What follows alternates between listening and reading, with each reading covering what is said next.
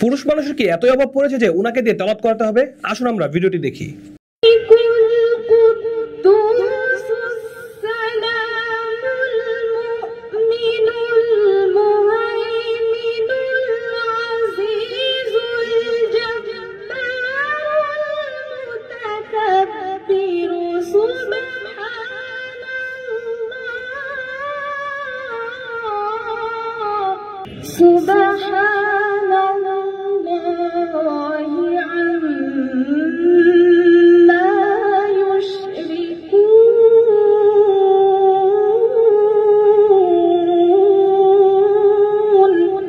নাউজুবিল্লাহ মিন যালিক।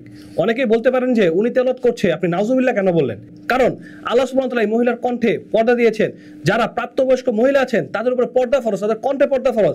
তারা নরমাল পুরুষের সামনে সুন্দরভাবে মিষ্ট ভাষায় কথা বলতে পারবে না। তেলাওয়াত তো দূরের কথা, কারণ কোরআন তেলাওয়াত সুন্দর করে তারতিলের সাথে করতে হয়। আর উনি যে সুন্দর করে তেলাওয়াত করেছেন, আশেপাশে নরমাল মানুষ তো ওনাদেরকে আকৃষ্ট হয়ে যাবে। এটা আমার কোনো ব্যক্তিগত কথা নয়। আসুন আমরা আলেমদের কাছ থেকে জেনে নেই, নন মারহামের সামনে কি কোনো মহিলা কোরআন তেলাওয়াত বা গজল গাইতে পারবে কিনা। মহিলাদের কোরআন তেলাওয়াত অন্য কোনো পুরুষকে শোনানো জায়েজ নাই। আজকাল নেক্সট সুরতে ধোকা বাইর হয়েছে। এখন কোনো মেয়ে মানুষ ইয়াং হোক বয়স্ক হোক, কোনো যদি কোরআন তেলাওয়াত করে, এটা ইউটিউবে ফেসবুকে ছাড়ে বা এমনি অফলাইনে তেলাওয়াত করে, তাহলে সুর দিয়ে তো পড়তে হবে। আর এমনি মহিলারা তো কোরআন তেলাওয়াতে অটোমেটিক একটা মেয়েলি সুর দেয়, গ্রামাঞ্চলে একটু বেশি, শহরেও আছে।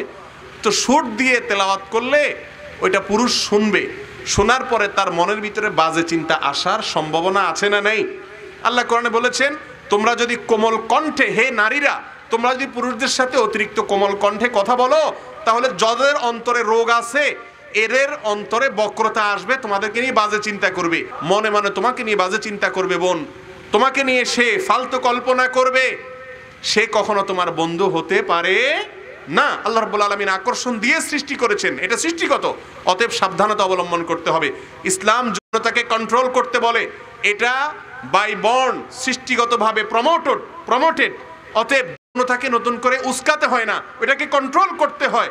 আল্লাহ তাআলা আমাদেরকে বুঝার তৌফিক দান করুন। কোন মহিলা বা মেয়ে মানুষ ইসলামী সঙ্গীত কিংবা কোরআন তেলাওয়াত শোনা যাবে যদি নাবালিকা হয়, শোনা যাবে। নাবালিকা হলে শোনা যাবে, বুড়ে ধারিয়ে মহিলা হলে শোনা যাবে না।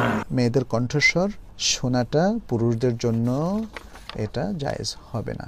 মেয়েরা উঁচু আওয়াজে কথা বলা এটা নিষিদ্ধ, কথা বুঝতে পেরেছেন?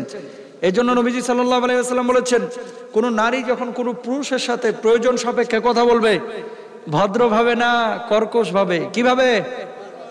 এখন আমার মা বোনেরা যদি জোরে তেলাওয়াত করতে চায় বাসার মধ্যে, এমন জোরে করবে সন্তান যেন শুনতে পায়। সন্তান শুনলে সন্তানের কলিজায় ওই নূর পয়দা হবে, ঠিক কিনা? আর সন্তানের কখনো মায়ের প্রতি খারাপ ধারণা আসবে না, স্বামীর প্রতি, স্বামী যাতে করে শুনতে পায়, স্বামীরও আগ্রহ তৈরি হবে। কিন্তু ঘরের বাইরে আওয়াজ দেওয়া এটা জায়েজ হবে না।